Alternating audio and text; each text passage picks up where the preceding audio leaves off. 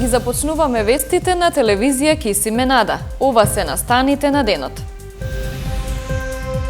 Во последните 24 часа се регистрирани 175 нови случаи на COVID-19 во земјава. Во Тетово и Тетовско денес има 5, додека во Гостиварско 2 нови случаи со COVID-19. Директорот на Тетовската болница одбил да прими донација од компанија која организира игри на среќа. Во последните 24 часа се регистрирани 175 нови случаи на COVID-19 во земјава. Денеска Институтот за јавно здравје регистрира 18 оздравени пациенти. 175 нови случаи на COVID-19 во земјава во последните 24 часа. Најмногу повторно во главниот град, дури 131 новозаболен.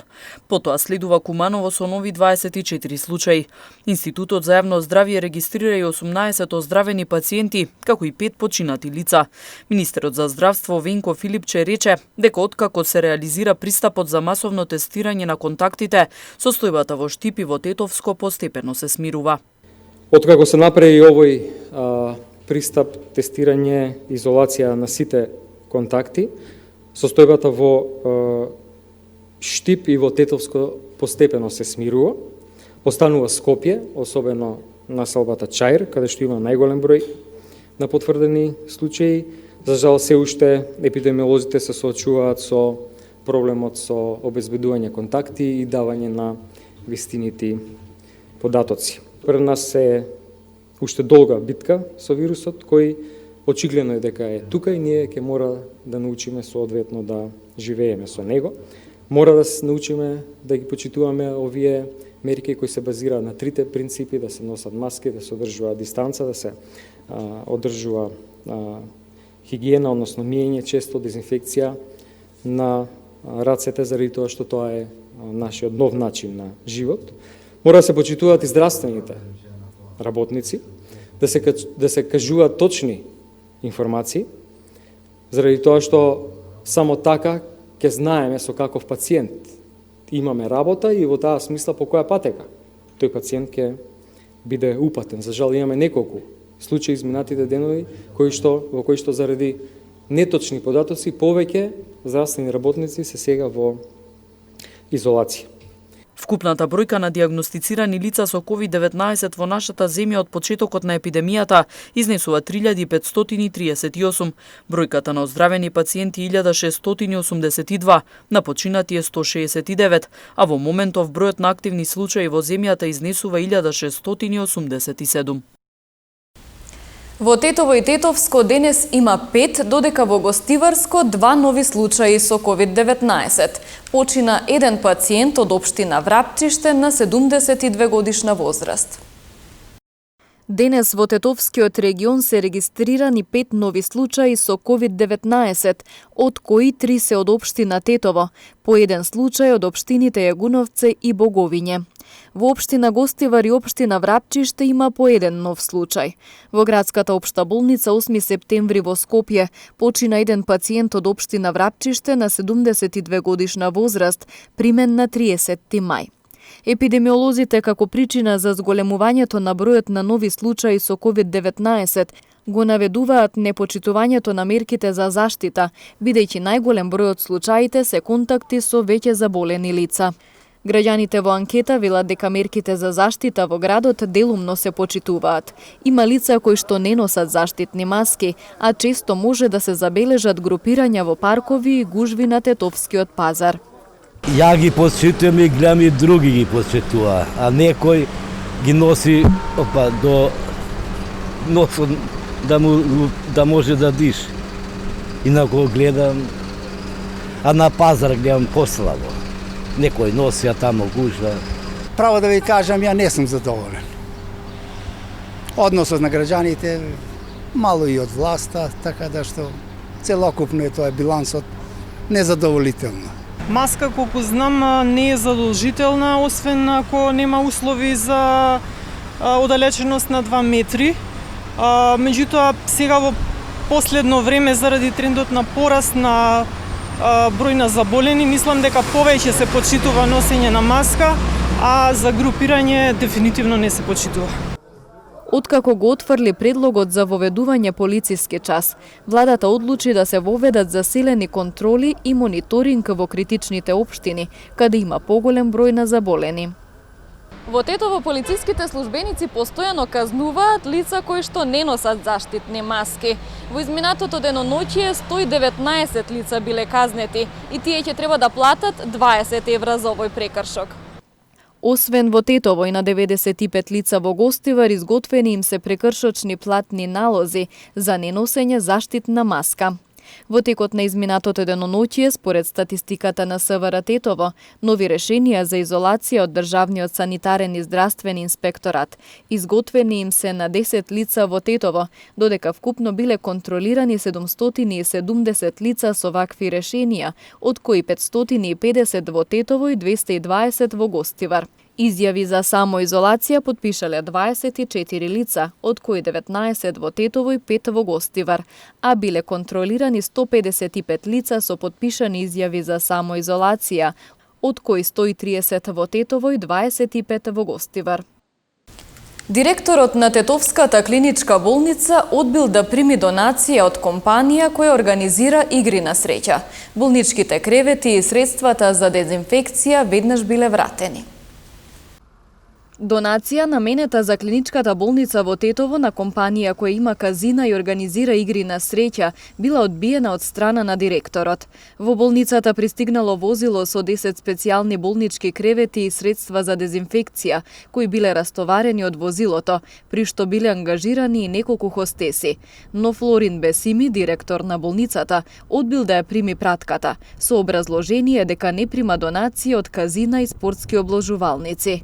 Тој вели дека Министерството за здравство е тоа кое што треба да ги обезбеди болничките установи со потребните материјали.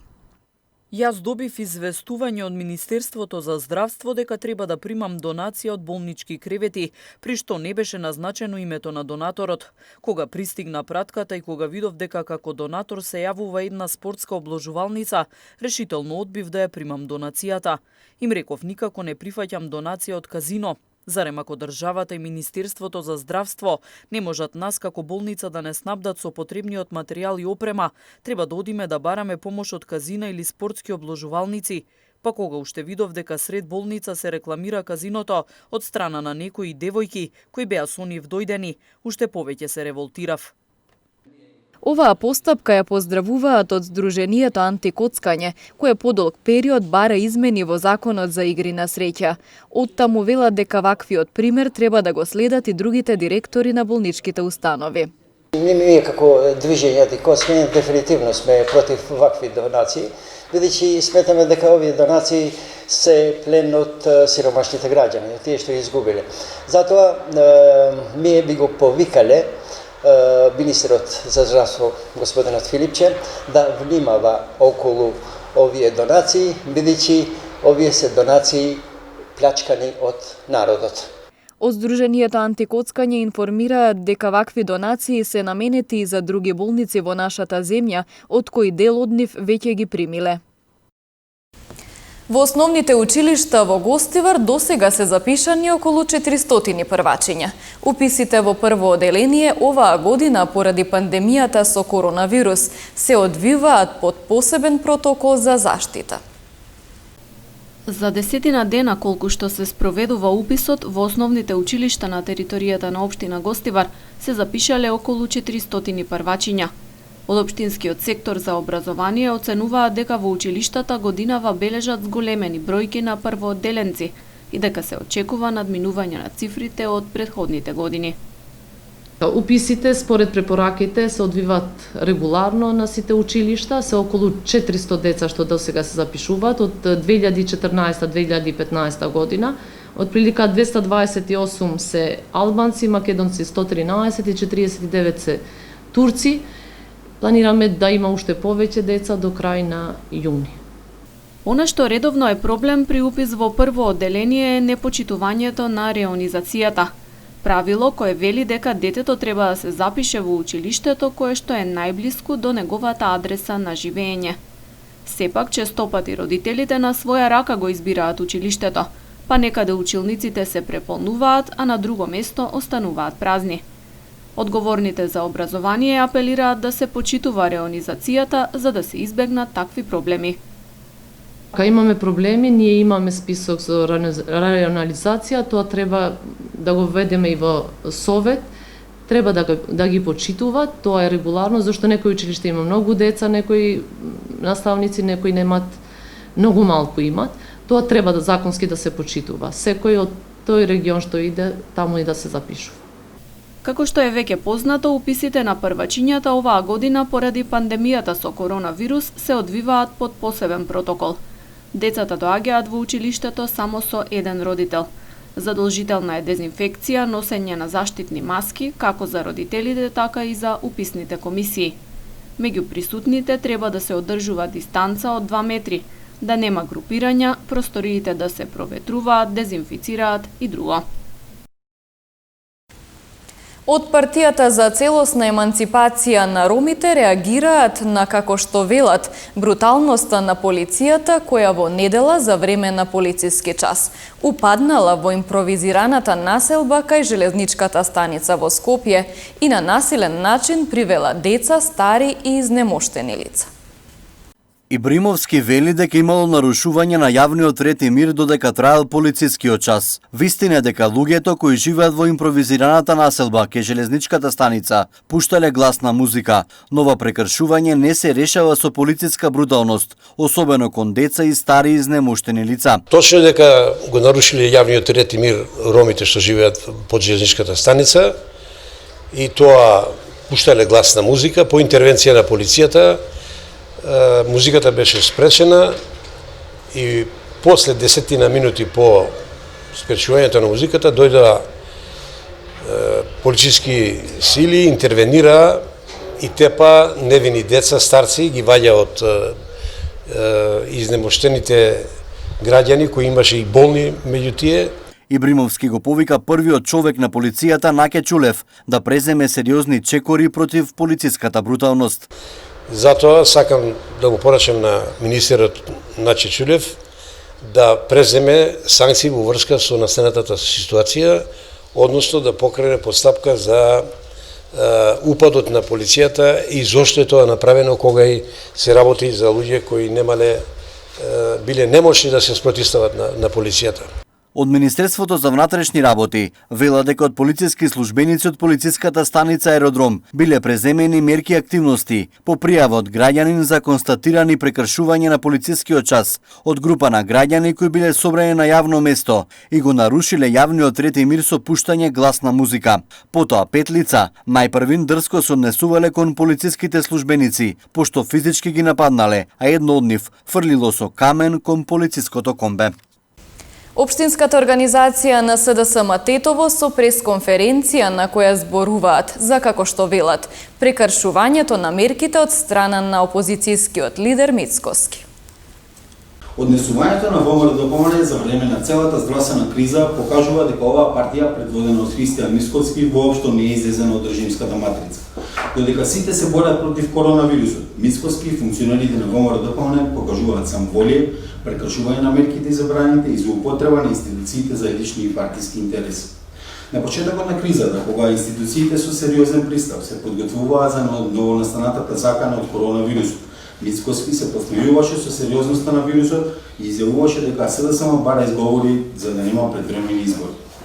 Кога вирусот се рашири низ граѓаните, Мицкоски формулираше мерки за спас на економијата со решенија кои долгорочно задираа во џебот на граѓаните. Во екот на корона кризата, додека Мицкоски јавно глумеше загриженост и повикуваше граѓаните да седат дома, на снимките кои излегува во јавноста, го видовме како влегува во затворен фитнес центар. И наместо темелна и ефикасна истрага, Наке Чулев го правдаше. И рече дека тоа била стара снимка, а за ракавиците кои ги носеа припадниците на МВР, кои го приточуваа Мицкоски, рече дека се оција од светлината. Мицкоски продолжи со прекршување на мерките, демонстрирајќи ја културата на неказнивост на ВМРО ДПМН. Па беше забележан во затворен дел од ресторан кој според мерките за заштита не смееше воопшто да работи. Политичките калкулации на ВМРО-ДПМН и стравот од соочувањето со граѓаните на избори одеа до таму што министерот за внатрешни работи Чулев јавно изјави дека нема да ги казува граѓаните што не носат маски, односно дека нема да ги спроведува на терен мерките за заштита на граѓаните од коронавирусот. Лажни вести, деструкција, злоупотреби на институции и конструирани случаи. Тоа е се што нудат Мицкоски и ВМРО-ДПМН. Со таква понуда може да се надеваат само на порез кај граѓаните. Граѓаните нема да дозволат враќање на режим. Режим никогаш повеќе. Владата донесе одлука да обезбеди поддршка за медиумите и медиумските работници кои се погодени од кризата која ја предизвика коронавирусот. Тоа го соопштија вице-премиерот Бујар Османи и министерот без ресор задолжен за комуникации Роберт Поповски на денешната пресконференција. Донесовме одлука државата да обезбеди средства за 100% покривање на придонесите на плата на вработените во медиумите и медиумските куки, вклучувајќи ги тука телевизиските и радиодифузерите, печатените медиуми, како и електронските интернет портали. Времетраењето за кое ќе важи оваа одлука се изедначува со времетраењето на вонредната состојба, а започнува веднаш по нејзиното укинување. Она од што сум особено задоволен е што за реализација на оваа мерка, а по предлог на независниот синдикат одредивме и неколку услови со кои се заштитуваат токму работниците.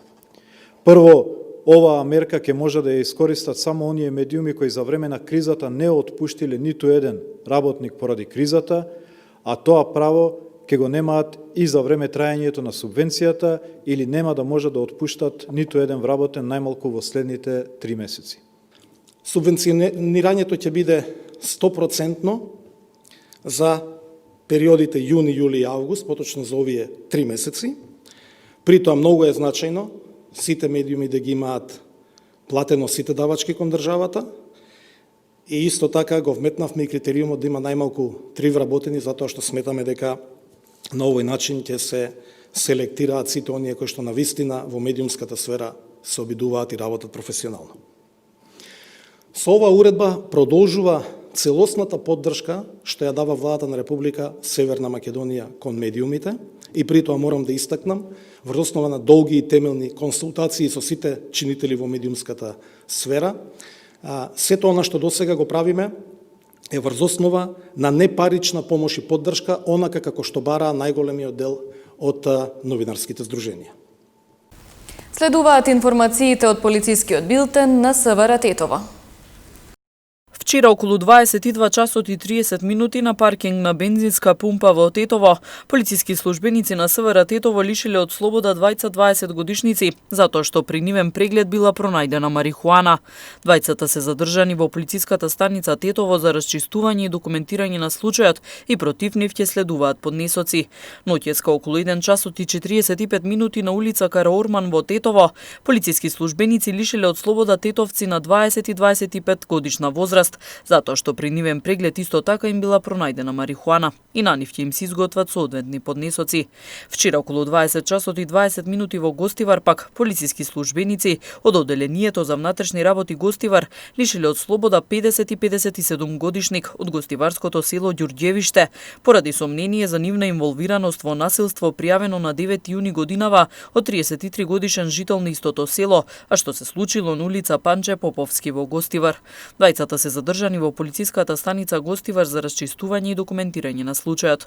Вчера исто така во 16 часот 20 годишник од Горно Седларце во СВР Тетово пријавил дека претходниот ден околу 19 часот на улица Благоје Тоска во Тетово физички бил нападнат од тројца полициски службеници кои потоа го внеле во возило и по кусо време му дозволиле да замине.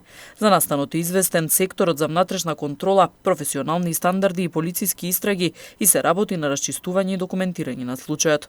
Сообраќајна несреќа во која патничко возило управувано од 50 годишник од Тетовско Нераште удрило во 25 годишна жителка на Тетовска Палатица се случила вчера во 13 часот и 30 минути на крстосницата на улиците Илинденска и Маршал Тито во Тетово. Во несреќата таа се здобила со тешки телесни повреди констатирани во Тетовската клиничка болница каде била пренесена за укажување на лекарска помош. Увид извршила екипа од СВР Тетово. Вчера пак околу 22 часот и 30 минути на регионалниот автопат Тетово-Пирок, непознато патничко возило удрило во велосипед, управуван од 13-годишник од Голема Речица. Повредениот велосипедист е пренесен во Тетовската клиничка болница за укажување на лекарска помош, каде му биле констатирани тешки телесни повреди. На местото на несреќата увид извршила екипа од СВР Тетово.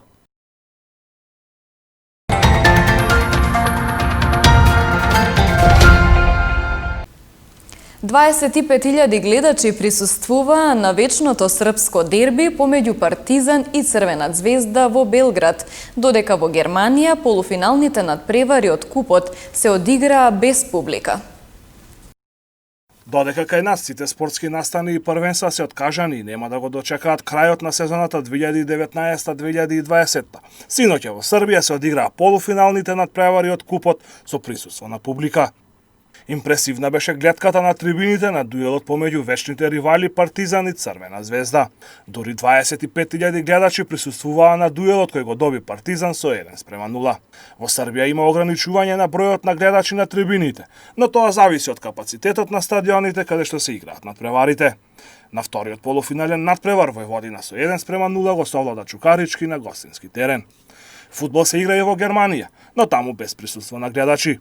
Германците, слично како и во Србија, ги одиграа полуфиналните надпревари од купот. Бајерн Минхен со 2:1 беше подобар од Ајнтрахт Франкфурт, додека Бајер Леверкузен со убедливи 3:0 го совлада членот на четвртата германска лига Сарбрикен.